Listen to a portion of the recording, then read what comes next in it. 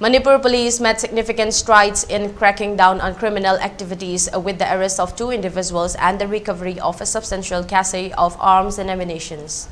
Yesterday, Manipur Police apprehended Yambem Gulshan, 27, and Philem Janan Singh, 32, from Sangai Puro in Imphal West District.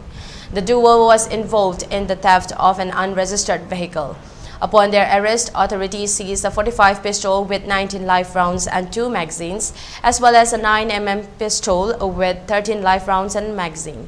The operation follows another major breakthrough on July 12, 2024. In response to a shooting incident involving unknown miscreants along the Lamphel-Sanakaital Road, Manipur Police conducted special operations at Kuyathong, Polemlaikai, and Nagamapal areas of Imphal West. During the raids, police recovered a 1 Excalibur rifle without a magazine, 1 MA3 Mk2 rifle with a magazine loaded with 14 live rounds, 2 4-wheeler vehicles, and 1 2-wheeler vehicle.